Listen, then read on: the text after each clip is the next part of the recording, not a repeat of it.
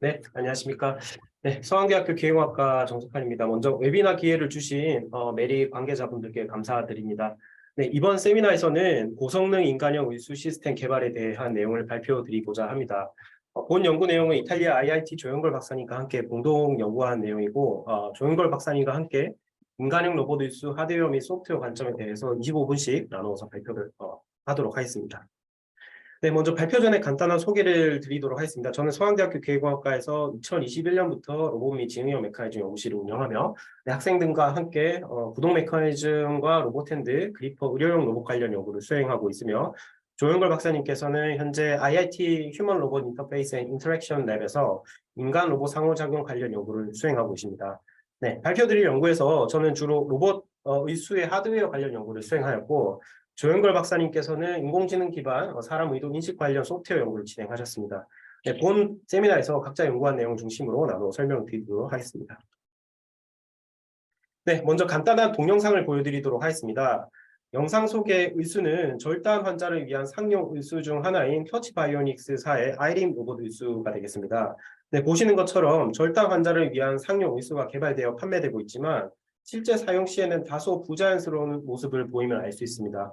예를 들어서 위의 동영상처럼 특정 동작만을 제공하고 실제 의도와 동작 사이에 많은 시간 지연이 발생하거나 실제 사람의 파지 동작보다 느린 속도와 충분하지 못한 파지력을 제공할 수 있다는 문제를 가집니다. 이러한 문제로 인해 의수 시스템은 아직까지 절단 환자에게 충분한 도움과 적절한 이런 이제 서포트를 제공하지 못하고 있는 상황입니다.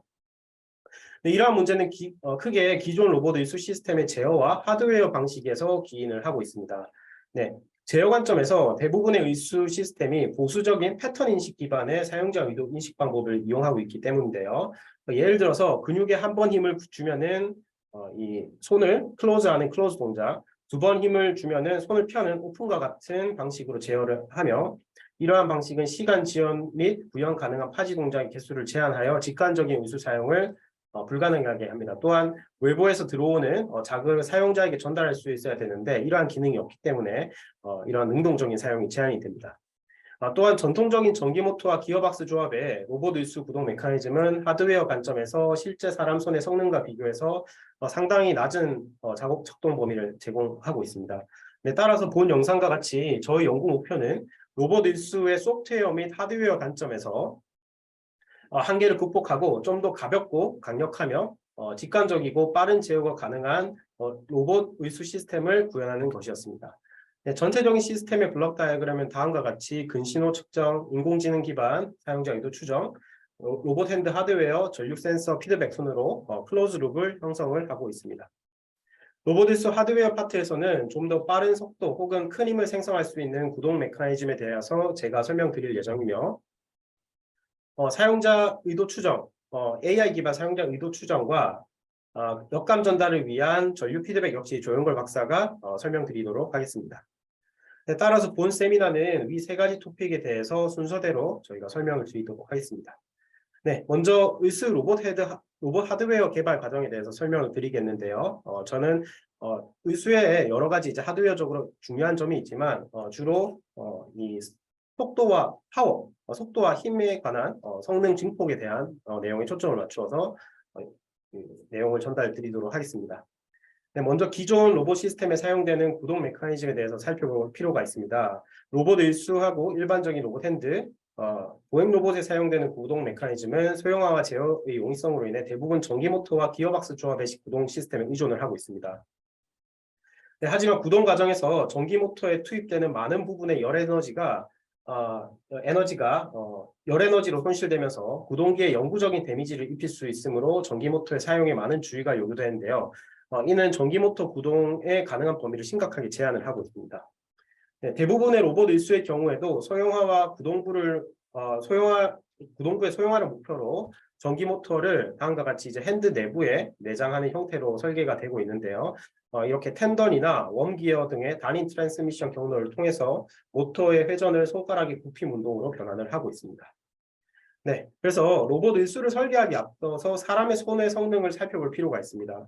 보시는 것처럼 실제 사람의 파지 성능은 상당히 우수한데요. 한 손가락에서 낼 수 있는 힘이 대략 10kg에 달하고 완전 파지에 걸리는 시간은 가장 빠르게 손가락을 움직였을 때 약 0.1초에 불과합니다.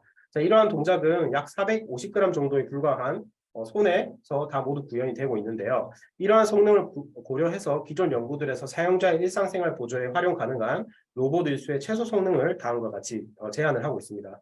물론 이제 여러 가지 기준이 있겠지만 하나의 기준을 보자면은 손가락 하나당 약 4.5kg 이상의 힘, 완전 파지에 걸리는 시간은 0.8초 이하, 무게는 약 500g 이하라는 성능이 제시되고 있습니다.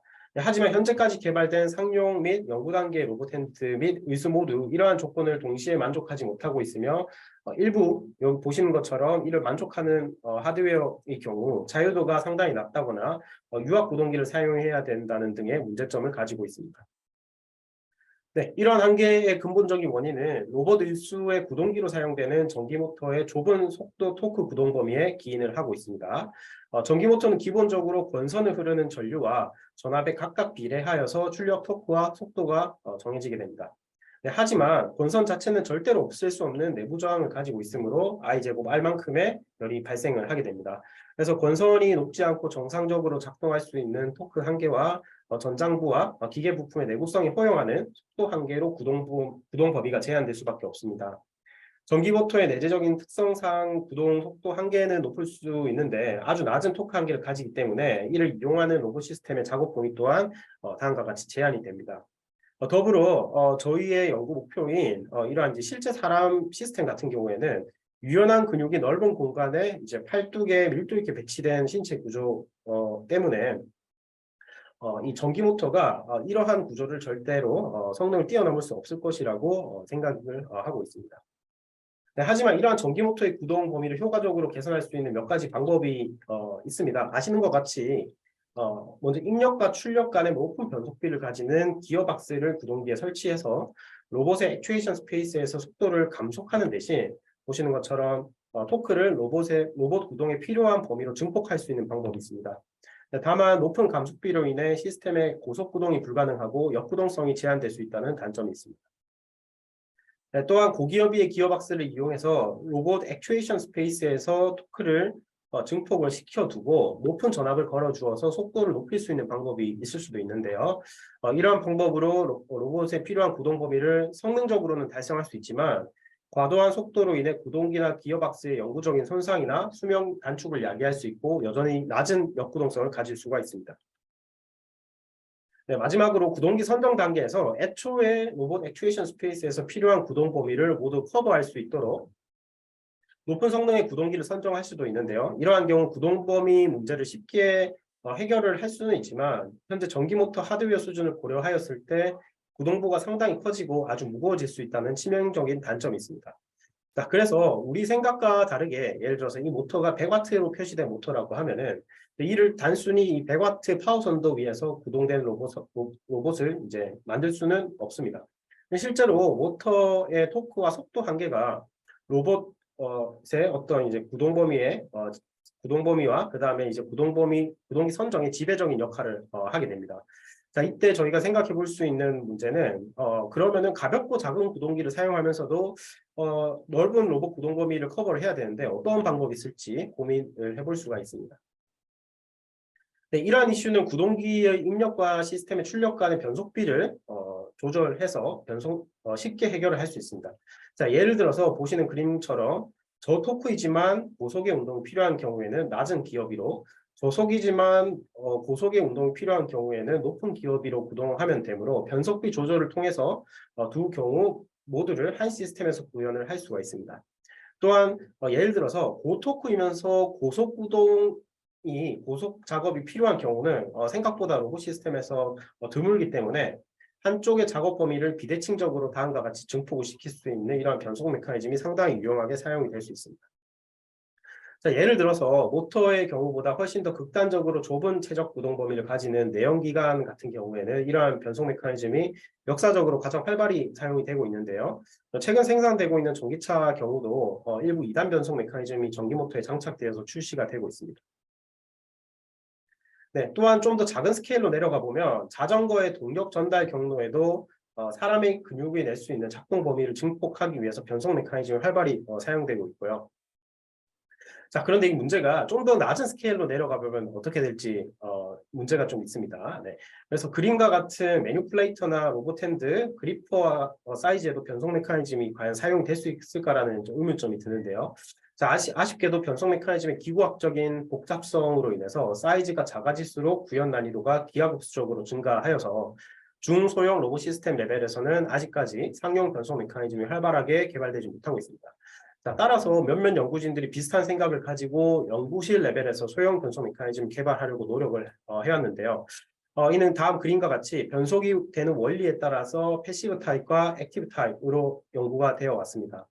자, 패시브 타입은 말 그대로 외부에서 시스템에 가해지는 힘 등의 조건, 때에 따라서 수동적으로 변속이 발생하는 메커니즘을 의미를 하고, 액티브 타입은 변속을 트리거링하는 추가적인 구동기를 사용하여서 원하는 시점에 능동적인 변속이 가능한 메커니즘을 의미를 합니다.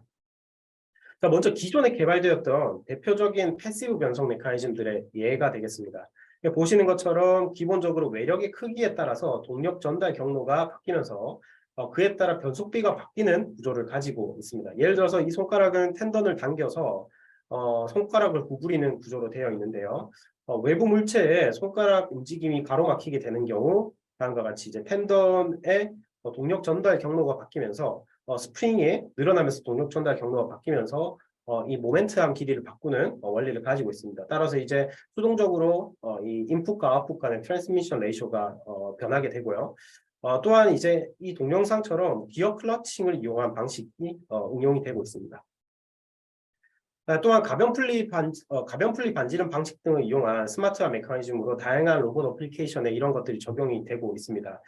그러나 패시브 변속 메커니즘의 장점으로는 단순한 메커니즘 구조로 인해 소형화에 유리하여서 로봇 그리퍼나 핸드와 같은 중소형 로봇 시스템에 손쉽게 적용이 가능하다는 장점이 있는 반면에 변속 시점이 외부 로드에만 의존하기 때문에 낮은 제어 자유도를 가질 수 있다는 단점이 있습니다. 네, 그래서 이러한 그 단점을 극복하기 위해서 여러 가지 이제 액티브 변속 메커니즘들이 제시가 되었었는데요. 제가 타입에 따라서 임의로 세 가지 정도로 한번 나누어 봤습니다. 병렬형, 직렬형, 그다음에 완전 변속형 세 가지 타입이 존재를 하는데요. 네, 병렬형의 경우에는 여러 개의 구동기가 각기 다른 변속비를 가지면서 병렬로 연결되어 있습니다. 그래서 각 구동기 간의 동력 경로는 원웨이 베어링과 같은 역구동 방지 유닛 등으로 분리가 여기 되어 있습니다. 네, 주로 유성 기어 등을 이용한 메커니즘들이 이러한 구조를 가지는데 각 구동기의 작동에 따라서 다양한 출력 범위를 얻을 수가 있습니다. 그래서 이제 이러한 메커니즘을 이용해서 효과적으로 구동 범위를 늘릴 수는 있으나 보시는 것처럼 다수의 구동기를 사용해야 되기 때문에 변속 메커니즘을 보기에는 조금 어려움이 있을 수도 있습니다. 네, 직렬형도 마찬가지로 병렬형과 유사한 원리를 가지나 직렬형으로는 구동기가 이렇게 차이점은 이제 직렬형으로 구동기가 배치하는 차이점이 있고요. 다만 이 역시도 다수의 구동기를 사용해야 되기 때문에 변속 메커니즘을 보기에는 조금 어려움이 있을 수 있습니다. 네, 마지막으로 완전 변속형의 경우 동력 전달을 담당하는 주 구동기와 그다음에 변속비 조절을 담당하는 클러치 구동기가 역학적으로 디커플링 되는 구조를 가집니다. 그래서 이를 통해서 독립적인 동력 생성과 변속비 조절이 가능하므로 이상적인 변속 시스템 구현이 가능합니다. 그래서 우리가 알고 있는 일반적인 개념의 변속 메커니즘 이 경우에 해당하는데요. 2017년도에 이크라에서 발표된 이 논문인데 이 변속 메커니즘이 제가 생각할 때는 가장 진보된 형태의 메커니즘이 아닐까 생각을 하고 있습니다. 하지만 이 형태 역시 저희가 목표했던 의수 하드웨어에 인베드 되기에는 상당히 큰 부피를 차지를 하고 있습니다. 네, 따라서 이 하드웨어 관점에서 제 연구 목표는 기존 전기 모터와 단일 기어박스 기반의 로봇 의수 혹은 로봇 핸드의 속도, 토크 작업 범위를 크게 확장할 수 있는 변속 메커니즘을 구현하는 것이었으며 이를 어떻게 하면은 능동적으로 액티브 타입으로 만들면서도 초소형으로 설계하여서 로봇 의수에 집어넣을 수 있을까에 대해서 고민을 많이 했습니다. 네, 이제부터 연구에 대해서 좀 설명을 드릴 텐데요. 우선 이전 슬라이드에서 보신 바와 같이 기존 연구에서도 변속 메커니즘의 소형화가 쉽지 않은 문제로 남아 있습니다. 즉 기존 기계 시스템에 사용되던 기성 기성 부품들을 사용할 경우엔 소형화 한계를 극복하기 힘들다고 판단을 했고요. 그래서 기존에 사용하지 않던 좀 새로운 메커니즘을 좀 제가 찾아보려고 좀 노력을 했습니다. 이 와중에 트위스트 스트링 액추에이션, 즉 줄꼬임 구동이라는 메커니즘을 좀 접하게 되었는데요. 이 메커니즘 신기하게도 아무런 기계 부품 없이 한 쌍의 줄을 꼬우기만 하면은 회전 운동이 선형 운동으로 바뀌는 신기한 현상을 제공하고 있습니다. 즉 줄꼬이 메커니즘은 기존 리드 스크루와 회전 같은 회전 선형 변환 트랜스미션의 어떤 카운터파트라고 우리가 볼 수가 있는데요. 한 쌍의 줄만으로 이러한 트랜스미션이 가능하기 때문에 이러한 장점이 있습니다. 먼저 회전 선형 변화는 아주 컴팩트한 구조에서 구현 가능한 반면 이것의 이제 트랜스미션 레이쇼 자체도 일반적인 리드 스크루와 비교할 수 없을 정도로 높은 값을 가지게 됩니다. 또한 높은 트랜스미션 레이쇼에도 에너지 효율이 90% 이상으로 유지가 되고요. 또한 줄 자체가 컴플라이언트하다는 특징을 가지고 있습니다. 그래서 저는 이렇게 기존에 없던 TSA라는 어떤 줄꼬이 메커니즘이라는 신기한 메커니즘을 이용하면은 과연 이런 이제 기존 한계를 좀 돌파할 수 있지 않을까라는 좀 아이디어를 생각을 하려고 했고요. 네, 그래서 이제 이 줄꼬이 메커니즘의 조금 재미난 특징에 주목을 하였습니다. 바로 줄이 꼬이는 반지름에 따라서 보시는 그림처럼 변속비가 좀 달라진다는 것이었는데요. 즉 줄 꼬임 반경이 작은 상태에서는 같은 토크라고 하더라도 변속비가 높기 때문에 속도는 느리지만 아주 큰 수축력을 얻을 수 있고 줄 꼬임 반경이 큰 경우에 즉 두꺼운 실을 사용했을 때는 수축력은 낮지만 속도는 아주 빠르다는 것을 발견하였습니다. 그래서 이러한 특징을 잘 이용하면은 변속 메커니즘을 구현 가능할 것이라고 생각을 했는데 다만 줄 자체의 두께는 저희가 바꿀 수가 없기 때문에 줄의 두께가 바뀐 것과 같은 효과를 내기 위해서 이렇게 가상의 샤프트를 줄 사이에 설치하는 좀 사고 실험을 좀 해봤습니다. 이렇게 되면은 줄이 샤프트 주변으로 꼬이게 되면서 낮은 변속비를 가지고 샤프트를 제거를 하게 되면 이렇게 줄끼리 꼬이게 되면서 큰 변속비를 생성을 할 수 있게 되었습니다. 하지만 여전히 왼쪽 꼬임과 오른쪽 꼬임은 서로 다른 꼬임이기 때문에 이 두 꼬임을 스위칭할 수 있는 메커니즘이 필요했습니다. 그래서 이를 해결하기 위해서 아주 단순한 메커니즘을 좀 제안을 했었는데요. 예전에 학부 시절의 공학방법론과 같은 수업에서 이 공학적 문제가 있을 때는 기능을 시간적 혹은 공간적으로 좀 분리를 하라는 방법이 떠올라서 이를 좀 간단히 적용을 해보았습니다. 먼저 샤프트 하나를 준비를 하고 이 샤프트 주변으로 회전이 가능한 이 커플러 두 개를 이렇게 배치를 합니다. 이제 이 커플러 구멍으로 한 쌍의 텐던을 통과시키면은 완성인데요. 아주 간단한 구조를 가지고 있죠. 네, 이때 두 번째 커플러는 고정을 하고 첫 번째 커플러만 회전을 시키게 되면은 이렇게 샤프트를 중심으로 텐던의 꼬임이 발생을 하게 되고 이때 낮은 변속비가 구현이 되게 됩니다. 네, 반면 첫 번째와 두 번째 커플러의 회전을 커플링 시켜서 이 회전 싱크를 맞추게 되면은 이 텐던끼리 다음과 같이 꼬임 운동이 발생을 하고 이때 높은 변속비가 구현이 되게 됩니다. 그래서 이런 식으로 이제 저희가 이제 변속 메커니즘을 만들 수가 있고요. 즉 보시는 것처럼 이 복잡한 메커니즘 구현 문제가 이 줄꼬임 문제로 복잡한 변속 메커니즘 구현 문제가 줄꼬임 문제로 전환이 되고 줄꼬임 문제가 두 커플러 간의 간단한 커플링 문제로 전환이 되어서 쉽게 기계적으로 구현이 되어서 서로 다른 두 변속비를 얻을 수가 있습니다. 네, 그래서 설명드린 메커니즘 구현을 위한 기계적 구성은 다음과 같은데요. 먼저 파워 소스가 되는 메인 모터가 첫 번째 커플러에 연결이 되고 변속을 담당하는 소형의 클러치 모터가 이 리드 스크루를 통해 가지고 싱크로나이저라는 이러한 부품에 연결이 됩니다. 따라서 이제 클러치 모터는 보신 것처럼 싱크로나이저의 선형 변이를 조절할 수 있게 됩니다. 자, 이때 싱크로나이저 양옆으로 다음과 같이 이제 클러칭 구조가 형성이 되어서 이것의 결합에 따라서 이렇게 동력 전달 경로가 이렇게 바뀌게 되고 각 커플러의 회전을 커플링 혹은 이렇게 디커플링 하는 이러한 이제 메커니즘을 구현을 할 수 있습니다. 그래서 이는 그림과 같이 줄꼬임 메커니즘의 회전 영역을 액티브하게 이렇게 결정을 하여서 결과적으로는 액티브 변속 메커니즘을 구현을 할 수 있습니다. 네, 클러칭 메커니즘으로는 기존의 자동차 변속 메커니즘에 많이 사용이 되는 도어 클러치 구조를 많이 참고하였고요. 네, 그림과 같이 소형 시스템에 많이 최적화를 할 수 있도록 좀 설계를 하려고 하였습니다. 네, 보시는 그림처럼 말씀드린 메커니즘은 대략 이제 2cm 곱하기 2cm 안에 모든 메커니즘이 다 구현되도록 설계가 되었고요. 그리고 이제 보시는 그림은 로봇 의수용으로 제작된 단일 변속 모듈이고 구동기 포함했을 때 약 50g 정도 되고 그다음에 이제 2cm, 2cm 안에 모든 변속 메커니즘 모두 다 들어오고 길이는 한 6cm 정도를 가지고 있습니다. 그리고 약 트랜스미션 레이쇼는 한 6배 정도 변속비 조절이 가능합니다. 네, 그래서 전체 모듈의 작동 영상이 되겠습니다. 그래서 단일 기업이 단일 기업이로만 만약에 이제 사용하였다면은 도달이 불가능한 파지 수축 속도와 수축력을 이제 제공할 수 있음을 알 수가 있습니다. 네, 그리고 이제 보시는 영상은 제작한 소형 변속 모듈을 로보핑거에 적용한 예시이고요.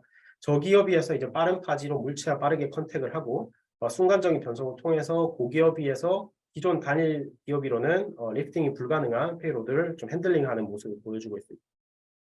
네, 그래서 제 생각에는 이렇게 기존의 구현이 어려웠던 변속 메커니즘의 소형화가 가능할 수 있었던 이유는 이 클러치와 같은 기존의 전통적인 리지드한 기계 메커니즘과 줄코인과 같은 소프트한 메커니즘을 적재적소에 좀 잘 사용을 해서 이 공학적 트레이드오프 관계를 피할 수 있기 때문에 가능하지 않았나 생각을 하고 있습니다. 그래서 제가 학창 시절에 좀 메커니즘 설계를 하면서 좀 느꼈던 거는 이 트레이드오프 문제가 있을 때는 시간, 공간, 방법의 디그리에서 분리하거나 합치면은 좀 쉽게 해결할 수 있을 거를 이제 좀 많이 느꼈고요. 네, 그리고 이제 좀 다음으로 제어 관련해서 좀 여러 가지 이제 질문이 있을 수가 있을 것 같은데요. 예상한 것처럼 줄코인 메커니즘 좀 비선형성이 많이 큽니다. 그래서 보시는 것처럼 그래프에서도 각 변속비 단계에서 이 스테이트에 따라서 이 변속비가 비선형적인 특징을 가지고 있고요. 즉 초기 회전각에서 이론적으로는 다음과 같이 이제 무한대 변속비를 가지는데 점차 특정 영역으로 이제 세츄레이션 되는 모습을 보이게 됩니다. 따라서 이제 일반적인 단순한 PID 제어로는 정밀 제어가 어려울 수 있습니다. 그래서 이제 이러한 비선형성을 보상하기 위해서 디스터번스 옵저버 기반 제어를 사용하였고요. 여기서는 이제 두 개의 루프를 가지고 있는데 이 바깥에 있는 아웃도 루프는 줄코임의 비선형성을 보상하는 루프가 되겠고 이 내부의 이너 루프는 상대적으로 빠른 밴드위스로 이 기어 프릭션 등을 보상하는 제어 로직을 사용을 했습니다.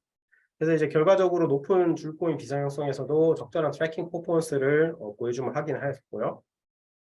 이 상위 제어기로는 외부 페이로드에 따라서 두 가지 변속 모드를 자동적으로 이렇게 스위칭 할 수 있는 메커니즘을 만들었습니다. 그래서 로봇 핸드 및 그리퍼 자체에서 자체 제작한 소형 힘 센서를 이렇게 저희가 이제 커스텀한 힘 센서를 이 끝에다가 설치를 해서 텐던에 가해지는 장력을 실시간으로 측정해 페이로드를 예측할 수 있도록 하였습니다.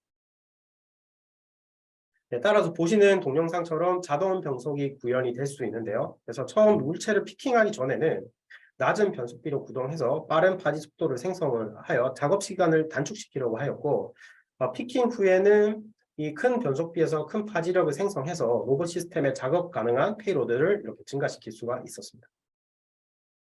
네, 결과적으로 제한한 변속 메커니즘을 소형 로봇 시스템에 적용할 수 있게 되었고 이를 통해서 기존 구동기로는 도달 불가능하였던 넓은 작업 범위를 가질 수 있게 되어서 부피, 무게 대비 작업 가능한 로봇 구동력 확장, 그 다음에 생산 속도 증가, 작업 효율 향상 등을 기대할 수가 있습니다. 네, 최종적으로는 제한한 변속 메커니즘을 로봇 일수에 적용을 하였고요. 보시는 동영상처럼 한 손 안에 이렇게 이제 3개의 변속 모드를 탑재한 로봇 일수를 제작을 하였습니다. 네, 가장 이제 최근에 제작된 로봇 일수 버전의 경우에는 이 설명드린 줄코인 기반 소형 변속 모듈과 그다음에 사절 링크 기반 이 로봇 손가락 그리고 이제 힘 피드백을 위한 소형 힘 센서 그리고 이자유도 엄지 구조로 구성이 되어 있고요. 두 개의 변속 모듈이 각각 이렇게 이 검지와 중지를 독립적으로 구동을 하고 나머지 하나의 모듈이 약지와 새끼를 이 차동 메커니즘을 통해서 동시에 제어할 수 있도록 설계를 하였습니다. 네, 엄지 같은 경우에는 내전, 외전 동작은 이 볼 플런저를 이용하여서 수동 모션, 굽힘, 편 동작은 나머지 4개의 손가락의 큰 파지력을 수용할 수 있도록 이 역구동성을 막아줄 수 있는 이 웜기어 셋으로 제작을 하였습니다. 네, 소형 힘 센서 경우에는 상용 제품의 경우 너무 가격이 비싸서 저희가 이제 직접 제작하여 로봇 일수에 다음과 같이 설치를 하였고요.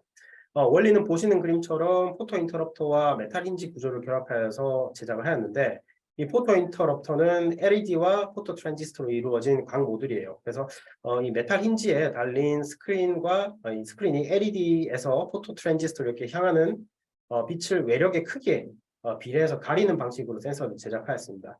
그래서 이러한 방식이 많이 이용이 되었는데요. 다른 문헌에서도 이러한 방식은 이제 센서를 아주 값싸면서도 정교하게 만들 수 있습니다. 그런 장점이 있는데 단점은 이 온도나 외부 빛에 의한 신호 왜곡이 심하게 좀 발생할 수 있다는 단점이 있습니다.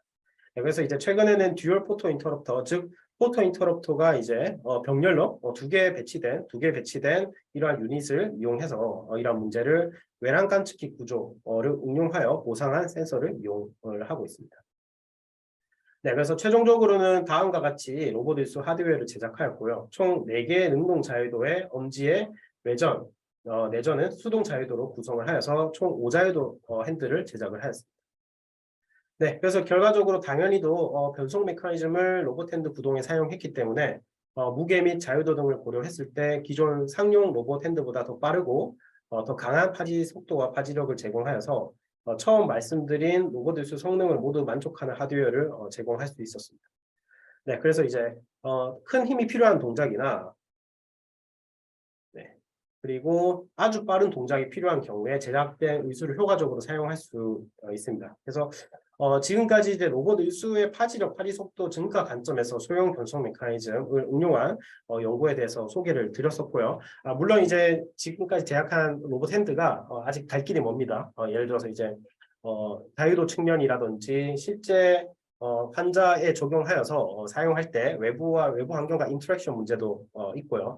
그래서 이제 아직 갈 길이 멀지만 저희가 연구를 어느 정도까지 첫 번째 스테이지까지는 마무리를 한 것 같아서 좀 소개를 해주는 시간을 가지면 좋을 것 같아서 발표를 준비를 하게 되었습니다. 네, 그리고 이제 이어서 조영걸 박사님께서 인공지능 기반 사용자 의도 인식 및 전류 피드백 연구에 대해서 소개를 해주시겠습니다. 네, 이상 발표를 마치겠고요. 네, 사진은 저희 서강대 로봇 및 지능의 메커니즘 연구실의 학생들이고 연구실 홈페이지에서 더 많은 정보를 얻을 수 있으니까 관심 있으신 분들은 방문해 주시면 감사하겠습니다. 네, 끝나고 Q&A는 한 번에 받도록 하겠습니다. 네, 그러면 이상 발표를 마치고요. 조윤걸 박사님께서 이어서 네, 발표를 해주시면 감사하겠습니다. 네, 이어서 발표를 맡게 된 이탈리아 IIT의 조영걸이고요. 저는 앞서 개발된 이 강하고 빠른 의수를 소프트웨어적 관점에서 환자들이 이제 앞으로 어떻게 제어할 것인지에 대해서 말씀드리도록 하겠습니다. 결국 저희는 EMG를 이용했고 실시간으로 의수를 다음과 같이 제어하는 방법, 소프트웨어적 방법을 제가 앞으로 말씀드리려고 하는데요. 본 의수의 결국 궁극적인 목표는 이렇게 물건들을 짚거나 그리고 청소를 하거나 그리고 요리를 하고 먹는 등 그 한 손이 없어서는 좀 불편한 상황들을 매우 많이 겪게 되는데요. 결국 저희 손을 완전히 대체하기 위해서 여러 펑션이 가능하고 손가락 마디마디 다 제어할 수 있는 궁극적인 좋은 의수를 만들기 위해서 연구를 시작하게 되었습니다. 그래서 기존 연구자들은 대표적으로 이 3가지 신호를 이용해서 많이 연구를 진행하고 있는데 첫 번째로는 저희가 사용한 근전도 신호이고 그리고 두 번째는 근육의 수축과 이완을 표면에서 측정하는 근음도라는 신호이고요. 그리고 마지막으로는 많이 알려져 있는 뇌파인데요. 이 3가지 신호 중에서 사람들이 근전도 신호를 가장 많이 이용하는 이유는 3가지 신호 중에 신호의 질이 가장 좋고 그리고 다자유도의 머슬 신호를 한 번에 측정하는데 유용하기 때문입니다. 그리고 상대적으로 다른 신호들에 비해서 디바이스의 크기도 작다는 장점을 갖고 있습니다. 그래서 저희도 근전도 신호를 이용하자고 선택을 했었고 그리고 상용화되어 있는 근전도 신호 장비들은 너무 벌키하거나 그리고 다자유도에는 적용하기가 쉽지 않아서 저희가 직접 필터를 설계하고 그리고 커먼 노이즈를 제거할 수 있는 새로운 필터들도 디자인을 해서 수용 보드를 제작했습니다. 그리고 그래서 앞으로 저희가 제작할 의수에는 모두 이 작은 보드가 인베드될 예정입니다. 의도를 추정하는 방법은 크게 3가지로 현재 나눌 수 있을 것 같은데요. 첫 번째는 EMG 신호가 특정 크기 이상에 해당하면 다음 모션으로 넘어가는 스레시홀드 기반의 방법입니다. 그래서 특정 동작들이 이미 다 정의되어 있고 EMG 신호에 반응을 해서 다음 동작, 다음 동작, 다음 동작을 순차적으로 넘어가는 방법이 되겠습니다. 그리고 두 번째 방법으로는 패턴 인식 기반 방법인데요. 여러 그 근육에서 EMG 신호를 얻어서 그 특정 동작마다 특정 위치에서의 근육이 활성화되면 그 부분의 EMG 신호를 측정할 수 있게 되는데 이 각기 다른 부분의 EMG 신호를 잘 분석을 해서 클래시피케이션을 한 다음에 로봇에 인가해 여러 동작을 수행할 수 있게 하는 방법입니다. 근데 이 두 가지 방법은 안정적인 측면에서 매우 높은 성능을 갖고 있어서 지금 상용화 단계까지 와 있는 상황인데요. 실제 저희가 손으로 동작하는 것과는 매우 달라 직관적이지 못하고 필연적으로 타임 딜레이가 발생합니다. 그리고 모션에 있어서도 사전에 정의된 포인팅이라든지 그 주먹이라든지 펴이라든지 이런 한정적인 손 모션만이 가능한 단점을 갖고 있습니다. 그래서 저희는 보다 손과 같은 의수 제어 방식을 택하고자 리그레션 방식을 택하게 되었고요. 이것은 저희 연구 초기 결과인데 손가락을 개별적으로 그리고 동시적으로 실시간으로 제어함을 알 수 있습니다. 근데 본 이 방법은 많은 연구자들이 연구하고 있지만 아직까지는 EMG의 흔들림과 같은 안정적인 측면을 극복하지는 못해서 임상 단계에 머물러 있습니다. 저희가 연구를 어떻게 수행하고 있는지 과거에 대해서 좀 말씀드리려고 하는데요. 처음에는 왼쪽과 같이 이렇게 투박한 의수로 시작해서 저희도 클래시피케이션 방법을 많이 시도해 봤었습니다. 그래서 처음에는 손목이나 그 손가락을 전체 다 굽힌다거나 편다거나 하는 큰 신호부터 출발을 했었고 조금 더 나아가서는 이렇게 손가락을 개별적으로 동작을 하거나 저희가 원하는 손가락을 동시에 동작하는 수준까지 왔었습니다. 그래서 그 다음에 지금 보시는 것과 같이 손을 동작한 이후에 좀 타임 딜레이가 많이 발생하는 것을 알 수 있었는데요. 그래서 저희가 클래시피케이션 베이스드 이 방법에 대한 한계점을 많이 느끼고 리그레션 방법으로 넘어가게 되었습니다. 그래서 이 회귀 결과의 초기 결과인데요. 손가락을 이렇게 개별적으로 움직이거나 손가락을 동시에 움직이거나 그리고 여기서 보시면 아시다시피 거의 손 동작과 의수 동작이 실시간으로 이루어지는 것을 알 수 있었습니다. 이 본 결과는 한 3, 4년 전의 결과이고요. 앞으로 말씀드린 결과가 좀 현대적인 결과라고 할 수 있겠습니다. 그리고 저희가 좋은 기회를 맞아서 그 손이 절단되신 시험자분과 함께 실험할 수 있었는데요. 이게 처음 실험했던 영상인데 실시간으로 EMG 7개 채널을 모니터링하고 거기에서 나온 그 의도 추정 결과를 모니터링할 수 있는 포터블한 장비를 개발했었고 그리고 초기 실험 결과는 저희는 손가락 3개를 대상으로 시도를 했으나 처음에는 근육이 많이 퇴화되었고 서로 다른 근육을 움직이는 게 그 감각을 많이 잊으셔서 처음에는 이자유도만 성공을 한 상황이었습니다. 그래서 이자유도에 한해서 손가락을 하나하나 따로 움직일 수 있었고 손가락을 동시에 움직일 수도 있었습니다.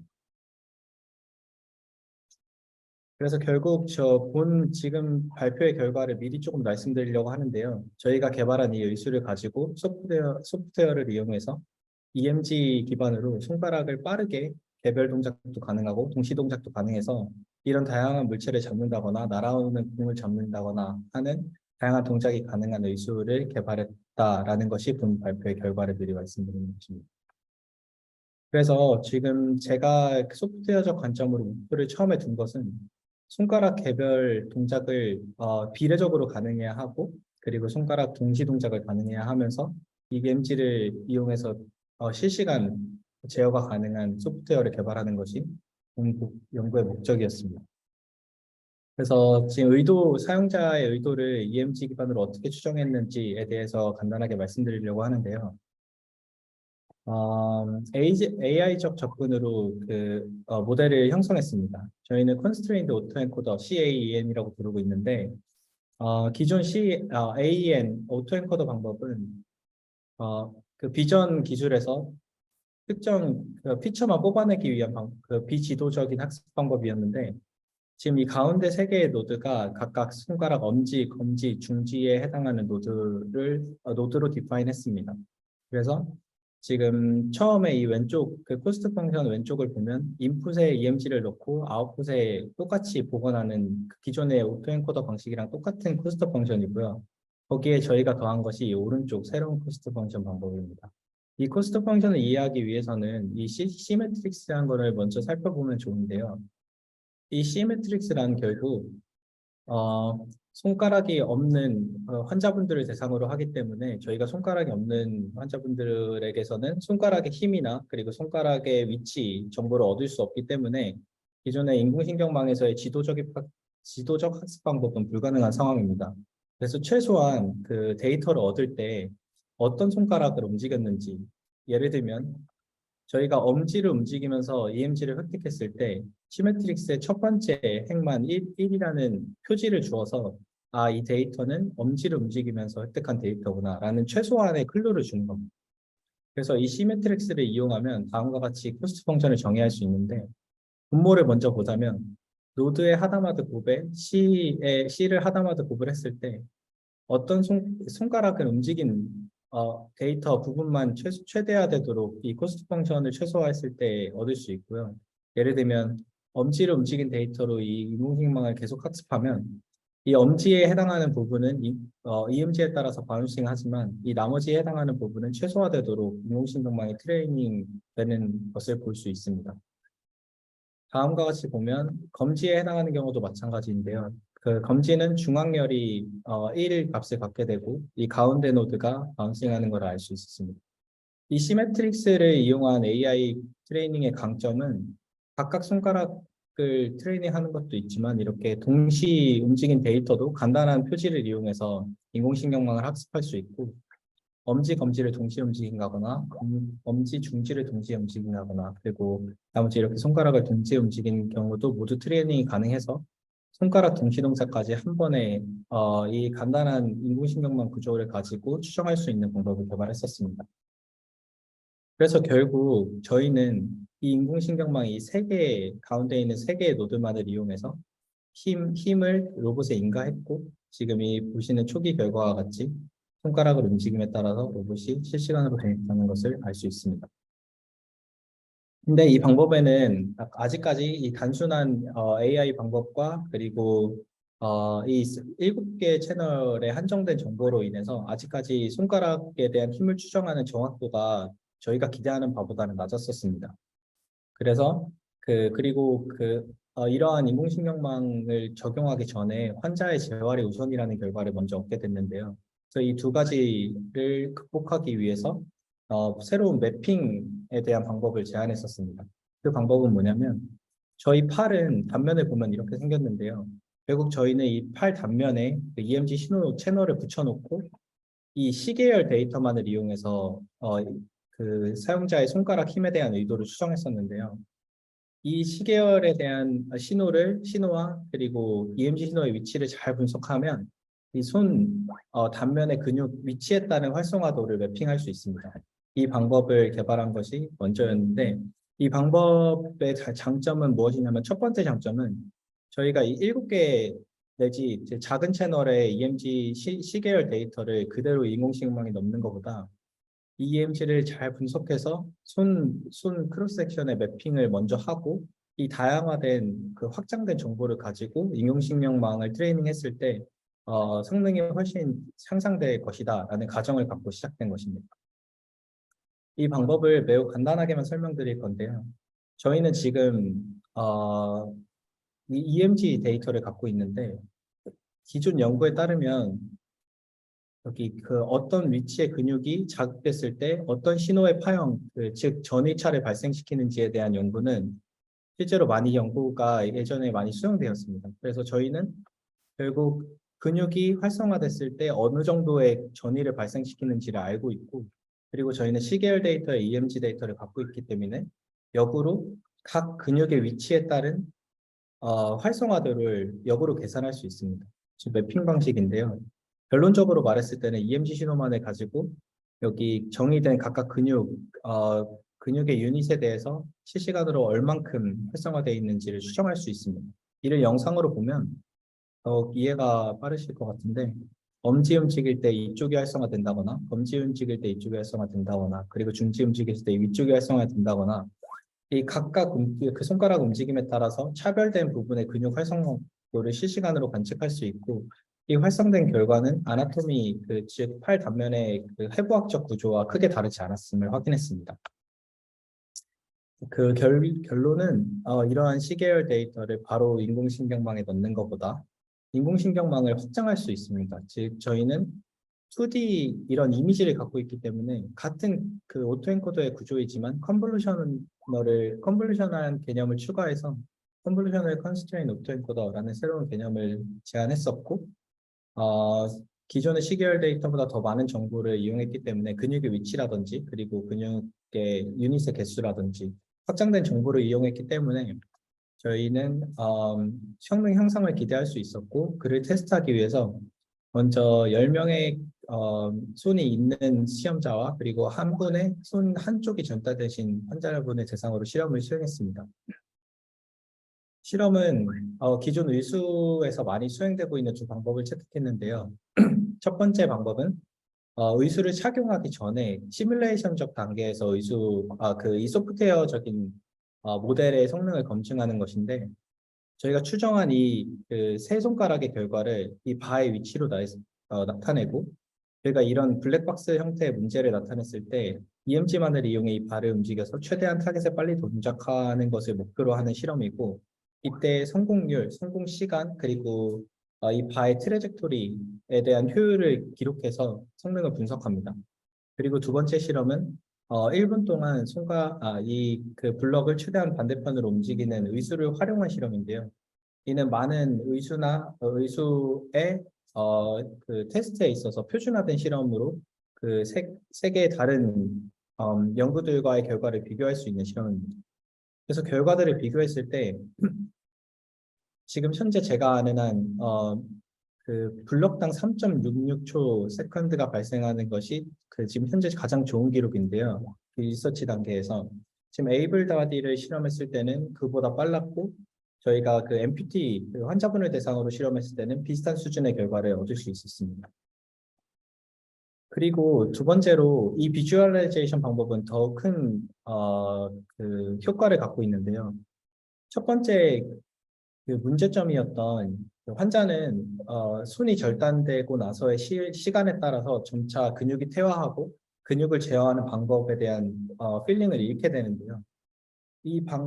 그 근육을 재활하는 것을 우선으로 해야 저희가 양질의 EMG 데이터를 얻을 수 있고 그리고 저희는 두 번째로 데이터를 측정할 때 환자들의 대상으로 데이터를 측정할 때는 지금 어떤 근육을 움직이고 있는지 저희는 알 수 있는 방법이 없기 때문에 그냥 엄지를 움직여주세요라고 하고 그 데이터를 믿는 수밖에 없었습니다. 그래서 지금 이 비주얼라이제이션을 이용하면 지금 환자가 어떤 부분의 근육을 활성화되고 있고 제가 지시한 바를 올바르게 수행하고 있는지를 실시간으로 피드백해 드릴 수 있기 때문에 좀 더 좋은 훈련 데이터를 얻을 수 있을 것으로 기대하고 있었습니다. 그래서 이 리해빌리테이션 관점과 트레이닝 데이터를 얻는 관점에서 이 비주얼라이제이션 방법을 활용할 수 있었고 궁극적으로 이 방법은 모델 자체 성능을 향상시키기 이전에 사람의 근육을 먼저 재활을 시킴으로써 더 좋은 EMG 신호를 얻을 수 있음을 기대하고 수행된 실험입니다. 그래서 첫 번째로 이 그 비주얼라이제이션 방법을 재활에 이용한 것이 가능했던 이유는 아까 말씀드렸듯이 각각 손가락 그 굽힘에 대해서 활성화되는 이 근육의 위치가 차별이 되었고 그 근육의 위치가 아나토미컬하게 의미가 있었으므로 이용할 수 있었고요. 그리고 두 번째로는 각각 손가락에 따라서 이렇게 그 손가락을 엄지를 움직이다 갑자기 검지를 움직인다든지 손가락을 변형했을 때 연속성을 갖기 때문에 그 시각적인 지표로서 더욱더 활용이 가능하다라는 판단을 갖게 되었습니다. 그래서 첫 번째로 이 커서를 움직이는 방법을 피드백 방식으로 택했는데요. 이 커서를 움직이는 방식은 이 모든 그 근육 위치에 따라서 활성도를 갖게 되는데 그 벡터 합을 커서의 위치로 나타냈습니다. 그래서 커서는 예를 들면 이쪽 부분의 근육이 지배적으로 활성화됐을 때 커서가 이쪽으로 움직이고 이쪽 부분이 했을 때 이쪽으로 움직이고 해서 실시간으로 이 커서를 EMG를 이용해서 움직일 수 있는 방법을 개발했습니다. 그래서 첫 번째로 리해빌리테이션에 활용한 방법은 저희가 각각 그 손가락 움직임에 따른 근육의 위치를 아나토미컬하게 미리 알고 있기 때문에 이 타겟을 미리 보여주고 그 환자분들이 이 커서를 실시간으로 그쪽을 계속 움직이도록 저희가 지시를 하고 반복함으로써 각각 개별 손가락 움직임에 따라서 근육을 개별적으로 움직일 수 있게끔 시간에 따라서 트레이닝하는 방식입니다. 그리고 두 번째는 저희가 트레이닝 데이터, 훈련 데이터를 획득할 때 이런 녹색의 패스를 보여주고 커서를 이 패스 안에서만 동작하게 만들어서 이 데이터는 엄지를 위한 데이터고 이 부분은 검지를 위한 데이터고 이렇게 손가락 각각에 따라서의 데이터를 분리하는 방식으로 훈련 데이터를 획득했습니다. 그래서 본 방식을 이용하면 결국 수치적으로 의미를 갖게 되는데요. 첫 번째로 리해빌리테이션과 이런 가이드 트레이닝 방식을 적용하기 이전에는 지금 이 박스들은 다 그 손이 있는 사람, 손이 절단되지 않은 사람의 결과인데요. 결과의 통계적인 데이터인데 그 재활을 하기 이전에는 이 데이터와 현저하게 멀어져 있을 정도로 그 손이 절단되신 분의 결과는 좋지 못했었습니다. 이 빨간색이 이 결과를 말하는데요. 그리고 이 리해빌리테이션을 적용했을 때는 거의 모든 지표에서 그 손이 비절단된 사람의 데이터의 통계적인 부분 안쪽으로 들어오는 것을 알 수 있었습니다. 그리고 이 데이터는 불과 30분 미만의 재활을 수행한 뒤의 데이터로 그 뒤에 수년을 지금 관찰하고 있었을 때의 결과는 조금 더 나아질 것으로 기대하고 있습니다. 그래서 결론적으로 이 소프트웨어를 이용했을 때는 손가락 개별 동작이나 동시 동작을 빠르게 수행할 수 있고 날아오는 공을 잡을 정도의 빠른 반응성을 보이고 있고요. 그리고 마지막으로 아까 그 단지 손가락을 제어하는 것에 떠나서 이런 작은 블럭이나 공이나 그리고 무거운 물체라든지 그리고 이런 그 약하지만 가벼운 물체라든지 라는 물체를 의수를 이용해서 조금은 처음이라 신중해야겠지만 편안하게 옮길 수 있는 영상을 획득할 수 있었습니다. 다음으로는 피드백에 대해서 간단하게 말씀드리려고 하는데요. 지금 피드백을 수행하는 이유는 저희가 아무리 그 의수를 인투이티브하게 정밀하게 동작할 수 있게 만들어도 사용자가 이 의수가 어느 정도 힘을 지금 보이고 있는지 어느 정도의 위치에 있는지를 판단하지 못하면 사람들은 의수를 계속 쳐다보고 있어야 되고 의수의 소리에 집중하고 있어야 되고 이 부가적인 감각을 어쩔 수 없이 소모하게 돼서 계속 피로도도 증가하고 의수의 제어 정밀도도 낮아지게 됩니다. 따라서 저희가 실제로 손을 동작할 때 이런 감각을 느끼듯이 의수의 감각도 사용자에게 돌려줘야 비로소 페르프가 완성이 되고 의수의 제어 정밀도를 향상시킬 수 있을 뿐만 아니라 의수 착용감이라든지 그리고 피로도라든지에 대해서 많은 강점을 갖고 있기 때문에 피드백에 대한 연구를 필수적으로 많은 연구단들이 수행하고 있는 와중입니다. 그래서 실제로 통계적으로 조사한 바에 따르면 피드백이 이런 무게나 뭐 성능을 다음으로 4위 정도로 실제 의수 사용자들이 있었으면 하는 기술로 선정이 되었고요. 그 중에서 가장 의수를 동작함에 있어서 가장 사람들이 비주얼적인 피로도를 많이 소모하기 때문에 이를 해결했으면 좋겠다라는 의견을 많이 갖고 있었습니다. 그리고 피드백이 있어야 비로소 이런 계란이라든지를 쉽게 깨지기 쉽거나 변형되기 쉬운 물체를 손쉽게 이렇게 옮길 수 있는 결과를 보일 수 있습니다. 비로소 피드백이 있어요. 그래서 저희가 제안한 방법은 사실 매우 간단한데요. 놀랍게도 정기적인 자극 피드백은 저희가 실제 감각을 느끼는 방법과 매우 유사합니다. 그래서 되게 주파수를 많이 높인 전기를 저희 팔에 인가했을 때 저희는 실제로 압력을 느끼는 것과 같은 감각을 느끼게 되고 이렇게 낮은 주파수의 전류를 저희 팔에 인가하게 되면 마치 두드림하는 감각을 느낄 수 있는데요. 이 각각의 감각을 주기 위해서는 원래는 각각 서로 다른 채널에 감각 피드백 채널을 부착해야 됐지만 저희는 이 두 개의 신호를 각 잘 배치해서 한 채널에 인가할 수 있도록 개발을 했었습니다. 그래서 예를 들면 이 두 개 중에 프레셔, 주파수가 높은 부분은 손가락의 힘에 대응을 시켰고 주파수가 낮은 비팅 감각은 손가락의 위치를 피드백하도록 디자인을 했었습니다.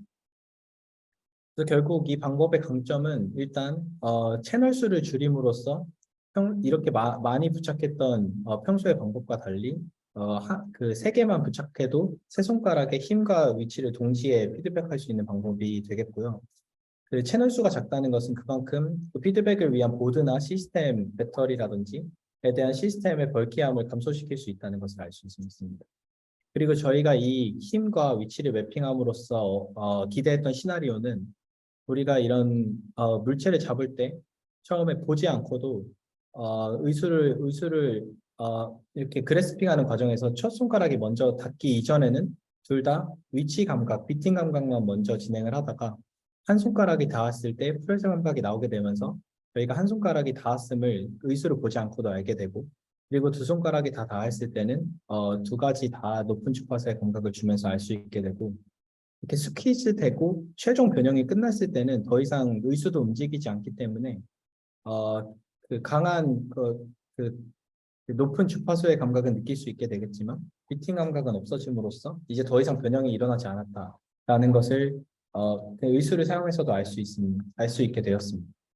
그래서 결론적으로 분석해 봤을 때 저희는 좀 더 정확하게 분석하기 위해서 이런 그 리니어 기반의 그리퍼를 이용해서 실험을 했었고, 어, 그 다섯 채널의 피드백을 동시에 가능하게 하는 소형 보드도 개발했었습니다. 그래서 나중에 저희가 의수를 최종적으로 개발했을 때 이 보드도 실제 인베드 될 예정이고요. 결론적으로 이 실험 결과는 저희가 실제 손으로 수행한 결과와 비교를 했었는데, 실제 손으로 수행한 결과 위치 인식 관점, 그리고 스티프니스 인식 관점, 폴스 인식 관점에서 실제 저희가 손으로 수행한 결과와 거의 유사한 결과를 얻게 되었습니다. 그래서 손가락 지금 두 개에 한정해서는 실제 손의 감각과 매우 유사한 퍼포먼스를 갖게 된다라는 결론을 갖게 되었습니다. 그래서 이것은 본 실험 결과를 말씀드리려고 하는데요. 실험 결과는 결국 이렇게 장비들을 구성을 했고, 첫 번째로 핸드 글러브, 위치 글러브를 끼고 각각 손가락에 해당하도록 이 그리퍼를 동작할 수 있게끔 만들었고요. 그리고 그리퍼가 측정하는 힘에 따라서 저희가 팔 표면에 인가하는 펄스 위스를 조절해서 그 주파수가 큰 주파수를 갖는 힘을 피드백할 수 있었고, 두 번째로 이렇게 그리퍼가 움직임으로써 낮은 주파수의 비팅 감각을 이용해서 그리퍼의 위치를 사용자가 알 수 있도록 피드백했습니다. 그리고 저희는 세 가지 실험을 수행했었는데, 첫 번째는 폴스를 얼마 정도 저희가 정밀하게 그 피드백 감각만을 이용해서 잘 할 수 있는가. 그리고 두 번째 실험은 서로 다른 사이즈의 물체를 구분할 수 있는가. 그리고 세 번째는 서로 다른 스프링을 이용해서 구분할 수 있는가라는 실험을 수행했었고, 이 결과는 아까 말씀드린다시피 실제 손으로 수행한 결과와 매우 유사한 결과를 얻게 되었습니다. 그리고 마지막으로 이런 작고 약한 물체도 최소한의 힘으로 저희가 원하는 위치를 움직일 수 있다라는 데모 실험도 수행했었습니다. 그래서 지금 현재 수행하고 있는 것은 저희가 개발하고 있는 의수에 직접 적용해서 서로 다른 물체와 그리고 서로 다른 스티프니스를 가는 물체를 구분할 수 있는가에 대한 실험을 진행했었고, 이것은 피저빌리티에 대한 실험이었고, 근데 현재 발표된 세계 최고 수준이 약 한 75%라고 했을 때 저희가 그 두 가지 감각을 한 채널에 인가했음에도 불구하고 비슷한 수준의 결과를 얻을 수 있게 되었습니다. 그래서 저희가 오늘 발표한 키워드를 보면 줄꼬임이라는 특수한 액추에이터를 이용한 소형 의수를 개발했었고, 그리고 EMG 그리고 AI를 기반으로 해서 실시간으로 의수를 제어할 수 있는 이런 방법을 말씀드렸고요. 그리고 마지막으로 의수에 있어서 필수적인 기술인 감각 피드백에 대한 방법론과 그거에 대한 효과를 말씀드렸습니다.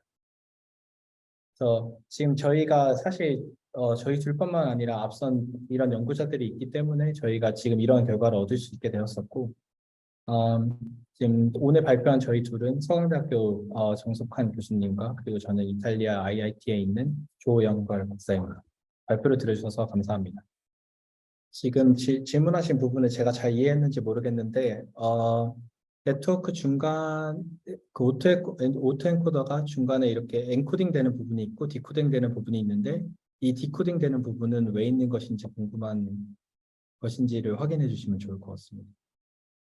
먼저 그냥 답변을 드리자면 디코딩 돼 있는 부분만을 활용하면, 그 인코딩 되는 부분만을 활용하면 저희가 이 EMG를 인풋에 랜덤하게 넣어줬기 때문에 그냥 저희가 그 디자인된 코스트 펑션만을 이용하면 손가락 3개에 대한 의도 추정 결과가 매우 랜덤하게 나타나기도 하고 제대로 추정되지 않습니다. 그래서 이 EMG가 제대로 복원된다는 가정하에 호스트 펑션을 추가해야 지금 오토엔코더라는 기능을 확실히 이용할 수 있습니다.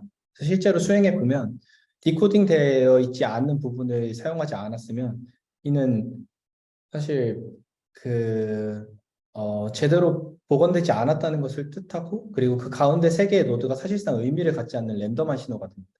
그래서 디코딩 되는 부분이 꼭 있어야 저희가 추구하고자 하는 가운데 3개 부분이 인텐션을 나타낼 수 있습니다.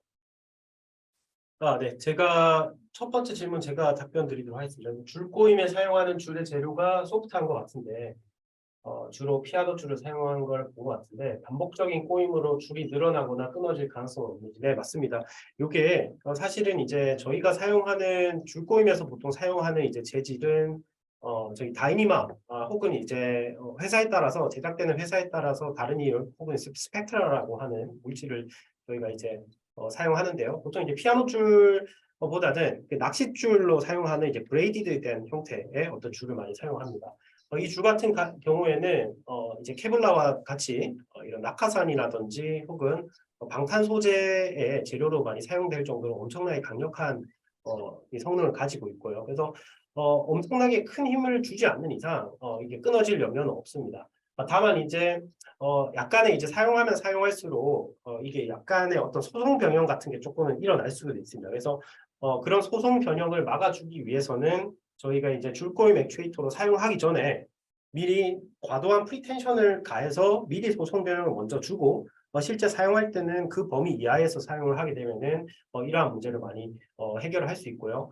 그리고 이제 내구성 측면에서도 상당히 우수하기 때문에 예를 들어서 이제 이거는 사실은 이제 로드 컨디션에 따라서 로드나 속도 그리고 이제 프릭션 컨디션에 따라서 조금 다른데 보통은 이제 일반적인 상황에서 2kg의 어떤 페이로드를 약 10만 번에서 그 이상 정도의 범위로 작동을 그런 이제 라이프 타임을 가지고 있습니다. 그리고 조작성과 성능이 좋아서 상업화 가능성이 매우 높을 것 같은데요. 프로토타입의 제작 비용과 기술 이전이나 제품화를 고려 중이신지도 궁금합니다. 네, 그렇게 했으면 좋겠는데 아직은 저희가 연구 단계라서 지금 여러 가지 기술을 개발하고 있는 단계고요. 보신 것처럼 사실 이제 물론 이제 성능 개별적으로 보면은 성능이 다 좋지만 실제 저희가 의수를 만들어 보니까 이 개별적인 성능도 당연히 극한까지 끌어올려야 되고 실제 사용자가 사용하기에 상당히 편해야 됩니다. 그래서 각각의 기술을 최대치로 이제 개발하려고 노력하는 과정에 저희가 한번 저희 연구 결과를 한번 공유를 드린 것이고요. 네, 물론 이제 이것이 실제 이제 의수에도 사용이 될 수 있으면은 저희가 이제 목표를 달성했다고 생각을 하고 물론 의수뿐만 아니라 사실은 그리퍼라든지 로봇 핸드라든지 혹은 저희가 이제 EMG나 전류 피드백을 이용한 경우에는 다양한 로봇 시스템의 유저 인터페이스의 어떤 방법으로도 사용할 수 있기 때문에 그러한 여러 가지 어플리케이션으로 가능성을 좀 열어두고 있습니다. 네, 그래서 상용까지 됐으면 좋겠는데 그거는 이제 차후에 저희가 열심히 노력을 해가지고 한번 달성을 해보도록 하겠습니다. 의수 외에도 그다음 질문이 의수 외에도 로봇의 손이나 매니플레이터의 그리퍼를 이용할 때도 또 다른 강점이 있을 것 같은데 이 부분도 고려하고 계신지. 네, 맞습니다. 방금 말씀드린 바와 같이 사실은 이제 이 소형 변속 메커니즘이 작은 시스템에 상당히 유리한 메커니즘을 가지고 있습니다. 그래서 의수뿐만 아니라 방금 제가 발표드린 거에서도 보셨다시피 그리퍼라든지 로봇 핸드에도 많이 사용을 하려고 하고 있고요. 실제로 저희 연구실에서도 현재 매니플레이터나 혹은 사족 보행, 이족 보행용 변속 메커니즘을 만들려고 지금 노력을 하고 있습니다. 다음 네. 소준호님께서 아까 말씀하신 절단 환자가 로봇의 수를 사용함에 있어서 비주얼적인 피로도가 크다라는 것이 어떤 의미인지라고 질문을 해주셨습니다. 이게 되게 간단한 말인데요. 저희가 손을 쓸 때 뭐 신발끈을 묶는다거나 아니면은 저희가 보지 않고도 수행할 수 있는 손 동작이 되게 많은데 뭐 저희가 컵을 짚는데 이 컵에 신경 쓰지는 않지 않습니까? 그래서 이게 이유는 저희가 감각이 있기 때문인데 만약에 감각이 없이 그냥 의수를 제어하게끔만 만들어 놓으면 그 환자에 있어서는 이 의수를 계속 집중하고 있어야 된다는 말입니다. 그 눈으로 이 의수가 얼만큼 굽어졌는지, 그리고 얼마나 단단한 물체를 잡고 있는지, 얼마나 작은 물체를 잡고 있는지, 그때 힘은 얼마나 보이는지 라는 거를 소리와 그 눈으로 계속 판단하고 있어야 되기 때문에 그 사용자의 입장에서 얘기를 들어봤을 때는 그냥 수십 분만 사용해도 피로감은 말도 못한다라는 내용을 많이 들었어서 실제로 아이림이나 이런 그 되게 진보된 장비를 사용하고 있는 사람들도 구입하고 난 이후에도 하루에 1시간 이상도 쓰지 않는 상황이 많이 발생하고 있습니다. 그래서 이게 그 다 감각 피드백에 대한 내용인데요. 그래서 저희가 감각 피드백에 대한 내용을 수행해서 의수를 보지 않고도 지금 손동작이 얼마나 진행됐는지, 힘은 얼마나 내고 있는지를 알게끔 만든 것이 감각 피드백 연구에 대한 내용입니다. 네, 답변 감사합니다. 네, 다음 질문은 익명 참석자님께서 줄 꼬임의 경우 줄의 추가적인 꼬임에 대한 변속비 모델링을 진행하신 적이 있는지 궁금합니다라고 질문해 주셨습니다. 네, 질문 감사합니다. 아마 뭐 줄꼬임 한번 연구를 해보신 분 같은데 맞습니다. 줄꼬임 같은 경우에는 처음에 줄끼리 꼬이게 되는 첫 번째 스테이지에 어떤 꼬임이 일어나게 되고요. 줄꼬임이 더 진행이 되게 되면은 더 이상 꼬이지 않고 꼬인 부분이 다시 한 번 더 꼬이게 되는 오버 트위스팅 현상이 일어나게 됩니다.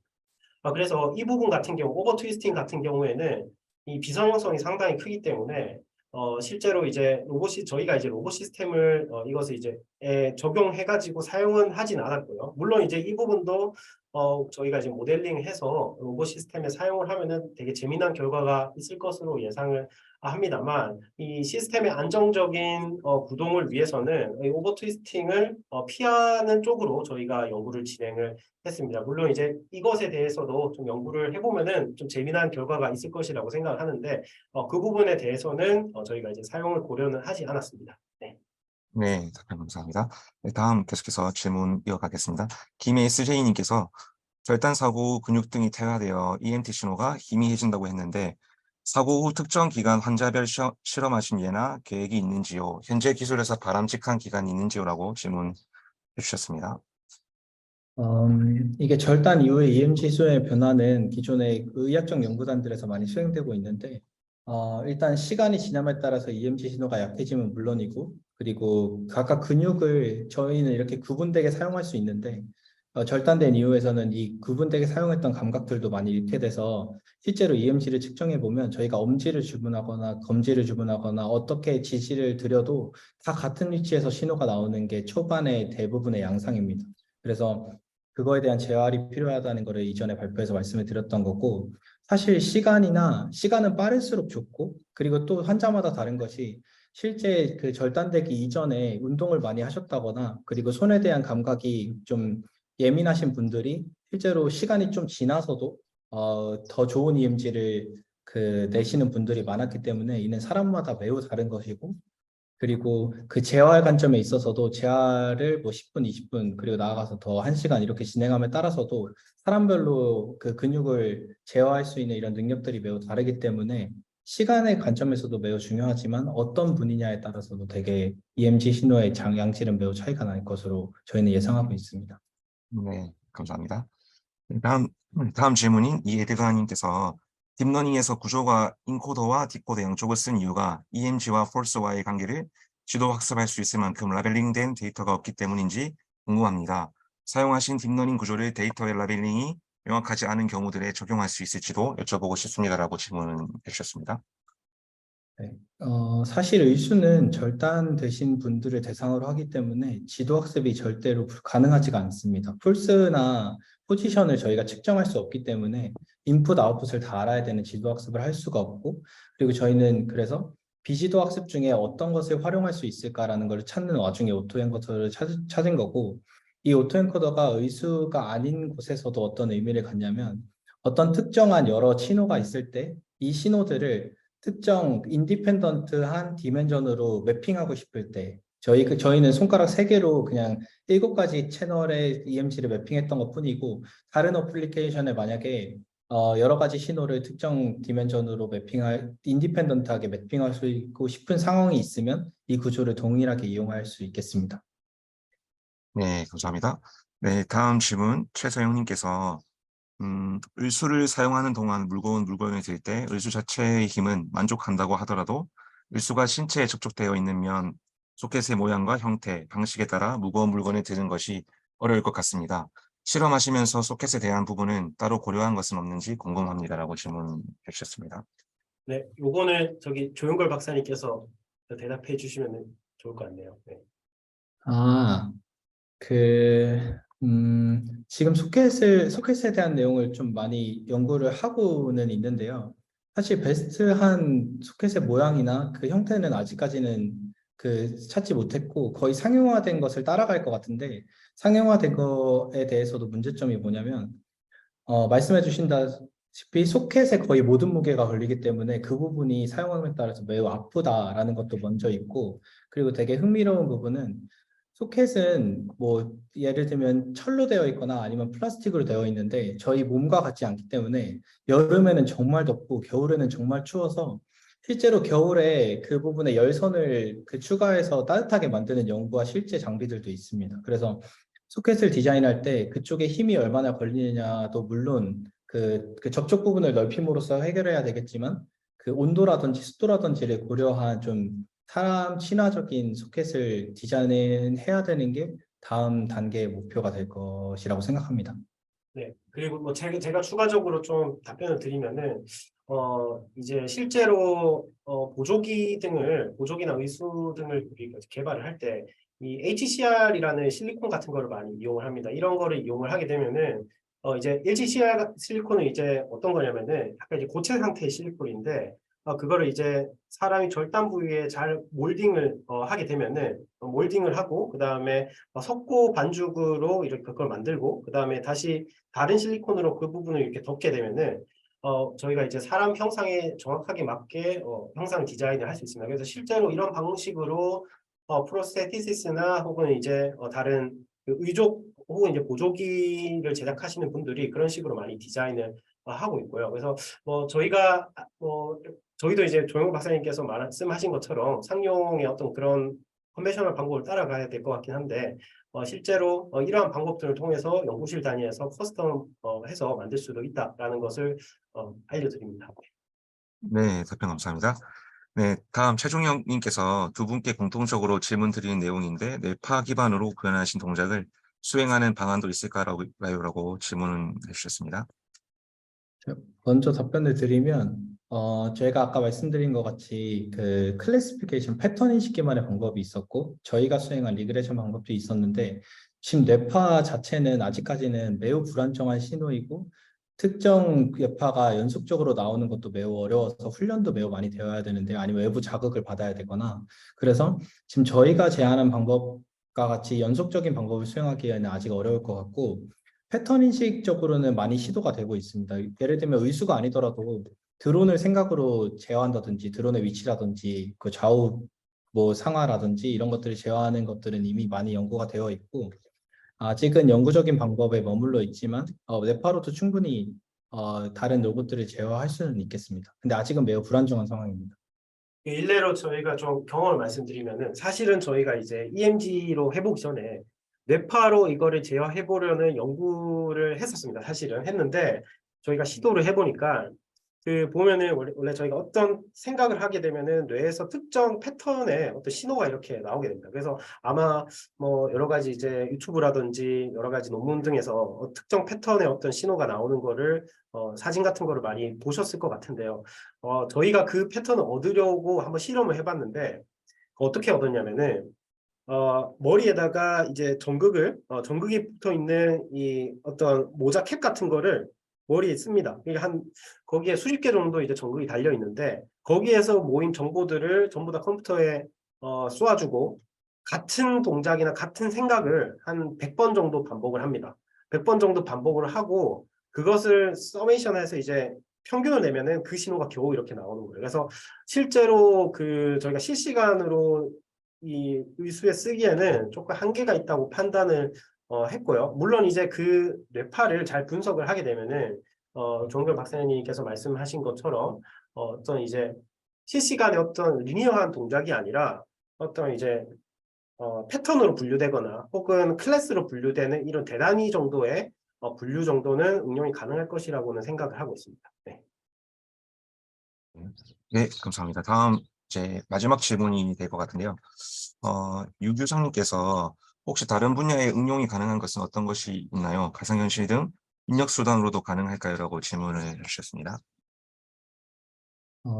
사실 제가 지금 소속해 있는 기관에도 이런 연구가 많이 진행되고 있는데, 첫 번째로 입력을 떠나서 그 감각 피드백에 대한 내용인데요. 저희가 가상현실에서 어떤 물건과 인터랙션을 할 때, 로봇을 그 가상현실에서의 모션도 제어하는 것도 중요하지만, 그 필링을 느끼는 것도 되게 중요한 요소 중에 하나라서 햅틱에 대한 연구도 많이 진행되고 있는데, 그중 방법 중에 하나가 제가 말씀드린 정기적인 자극이나 아니면 물리적인 자극을 주는 방법들이 많이 연구가 되고 있어서, 이런 방법들은 충분히 가상현실에 이용될 수 있고요. 그리고 EMG를 이용한 입력 수단에 있어서는 아직까지 가상현실이라고 하는 거는 사람들의 놀이나 그 주로 환자가 아닌 사람들을 대상으로 많이 하기 때문에 이렇게 손가락 모션을 측정한다든지 팔의 모션을 측정한다든지라는 확실히 저희가 정확하게 알 수 있는 정보를 기반으로 많이 연구가 수행되고 있는데, 나중에 나아가서 좀 더 빠른 반응을 원하거나 모든 사람들이 적용이 가능한 가상현실을 개발했을 때는 저희가 개발한 방법도 충분히 적용될 것 같습니다. 네, 이렇게 웨비나 참석해 주셔서 감사드리고요. 저희가 이제 아직 개발 중인 단계의 의수이기 때문에 향후에 좀 더 좋은 버전으로 개발이 돼서 발표가 되었으면 합니다. 많이 기대를 해주시고요. 열심히 연구해서 좋은 결과를 한번 내보도록 하겠습니다. 네, 감사합니다. 네, 오늘 웨비나 초대해 주셔서 감사하고 많은 질문들 이렇게 남겨주셔서 매우 감사드립니다. 그래서 앞으로 좋은 결과로 다시 찾아뵐 수 있었으면 좋겠습니다. 네, 감사합니다. 네, 감사합니다. 감사합니다. 감사합니다.